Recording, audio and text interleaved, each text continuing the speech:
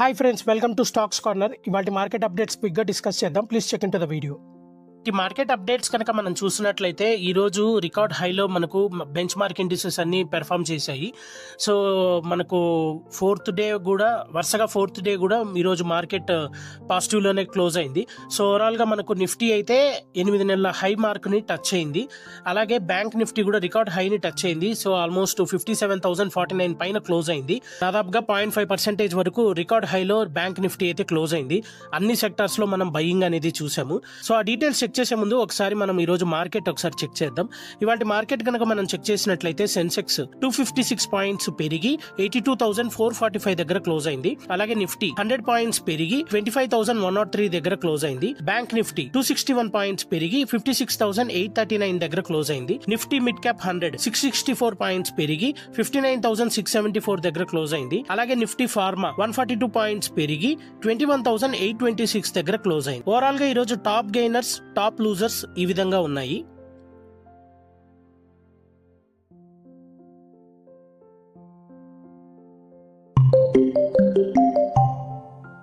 ఇవాటి market trend కనుక మనం గమనించినట్లయితే వరుసగా ఫోర్త్ సెషన్ లో కూడా మనకు మార్కెట్స్ మంచి ర్యాలీని పెర్ఫామ్ చేశాయి.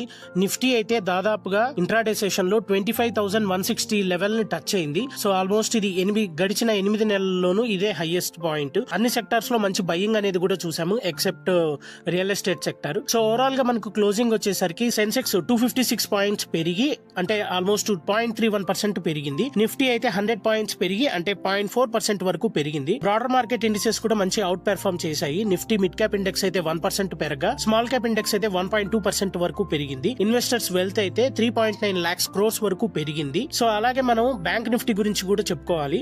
బ్యాంక్ నిఫ్టీ రికార్డ్ హైలో ఇంట్రాడే సెషన్ లో అయితే 57,049 పాయింట్ మార్క్ వరకు టచ్ అయింది. అంటే ఓవరాల్ గా మనకు 0.5% వరకు బ్యాంక్ నిఫ్టీ అనేది బ్యాంక్ ఇండెక్స్ పెరిగింది. సో ఓవరాల్ గా మనకు అన్ని సెక్టార్స్ లోనూ మంచి ర్యాలీ అనేది చూసాం, ఎక్సెప్ట్ రియాలిటీ సెక్టార్ తప్పించి అన్ని సెక్టార్స్ దాదాపుగా పాజిటివ్ లోనే క్లోజ్ అయ్యాయి. సో ఆల్మోస్ట్ మనకు IT, oil, gas, power, public sector, PSU, bank ఇవన్నీ 1% వరకు పెరిగాయి. సో నిఫ్టీలో కనుక మనం గెయినర్స్ చూసినట్లయితే Bajaj finance, Kotak Mahindra bank, Axis bank, Jio finance, Trent ఇలా ఉన్నాయి. అలాగే నిఫ్టీలో కనుక మనం లూజర్స్ చూసినట్లయితే ఐసిఐసిఐ బ్యాంక్, టైటాన్ కంపెనీ, ఎంఎన్ఎం, అదానీ పోర్ట్స్, ఎటర్నల్ ఇలా ఉన్నాయి. That's all for today. Thank you.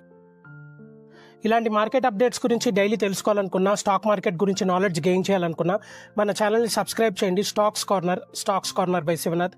Thank you.